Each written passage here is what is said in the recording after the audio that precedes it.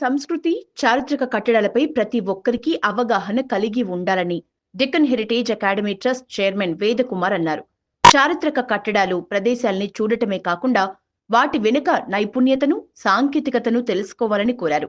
అంతర్జాతీయ museum day సందర్భంగా Deccan heritage academy trust, Hyderabad Telangana రాష్ట్ర heritage department, civil society group సంయుక్త ఆధ్వర్యంలో గన్ ఫౌండరీలోని సెంటనరీ హెరిటేజ్ మ్యూజియంలో మ్యూజియం డే వాక్ నిర్వహించారు.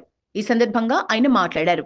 అకాడమీ ట్రస్ట్ ఇవాళ ఇంటర్నేషనల్ మ్యూజియం డే సందర్భంగా డిపార్ట్మెంట్ ఆఫ్ హెరిటేజ్ తెలంగాణతో సంయుక్తంగా గన్ఫండ్లో ఉన్న డిపార్ట్మెంట్ యొక్క హెడ్ ఆఫీస్లో సెంటనరీ హెరిటేజ్ మ్యూజియంలో ఈ సెలబ్రేషన్ చేసుకుందామని తలపెట్టినాము. ఇక్కడ అన్నీ కూడా మన కొండాపూరే కానీ, ఏలేశ్వరమే కానీ, ఈ రకంగా తవ్వకాల్లో జరిగినాయి కానీ, సబ్మర్జ్ అయినవి కానీ, ఇంక్లూడింగ్ బ్రాంజ్, బిద్రీ అండ్ అదే పోర్సిలినీకి సంబంధించినవి కూడా, stone, terracotta, clay and stucco work సంబంధించిన అన్నీ కూడా ఇక్కడ హిస్టారికల్గా ఇలా మ్యూజియంలో పెట్టారు. మన రాష్ట్రంలో ఎన్నో మ్యూజియంస్ ఉన్నాయి. స్టేట్ మ్యూజియం ఉంది, సార్వజనిక మ్యూజియం ఉంది, జిల్లాలలో మ్యూజియంస్ ఉన్నాయి.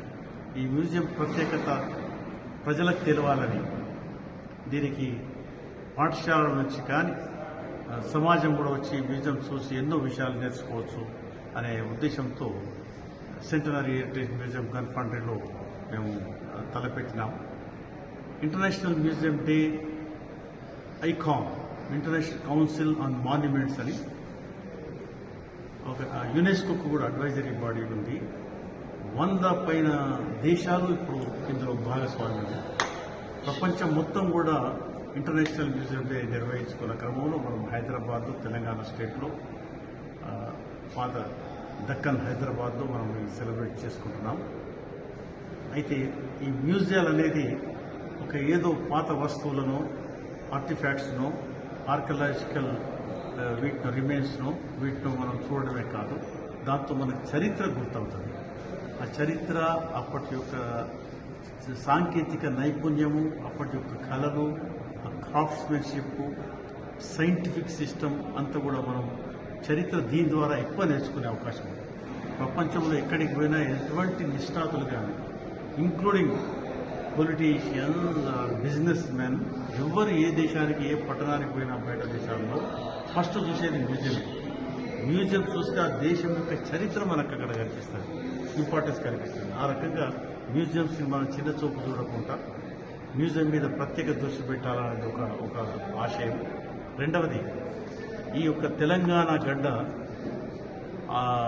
చరిత్రకు, సంస్కృతికి నిలయం కాబట్టి ఇక్కడ ప్రాంతం యొక్క ప్రతి గ్రామంలో ఉన్న సాంస్కృతిక యొక్క విశిష్టతను వెలికి తీయడానికి గుడులే కానీ, క్రాఫ్ట్ సిస్టమే కానీ, రాతప్రతులే కానీ, ఇంటాంజిబుల్ లిటరేచర్ కానీ, నాటకాలు, పర్ఫార్మింగ్ ఆర్ట్సే కానీ, కుల వృత్తులే కానీ, వీటన్నిటిని కూడా గుర్తించి మ్యూజియం కాన్సెప్ట్ ప్రపంచంలో ఉంది, మన దేశ స్థాయిలో ఉంది. కాబట్టి విలేజ్ మ్యూజియం, ప్రతి గ్రామానికి ఒక మ్యూజియం ఉండాలని, ఆ మ్యూజియం ఆ గ్రామ చరిత్ర చెప్తుందని, విశిష్టత చెప్తుందని, ఒక కుగ్రామం కూడా చెప్తుంది.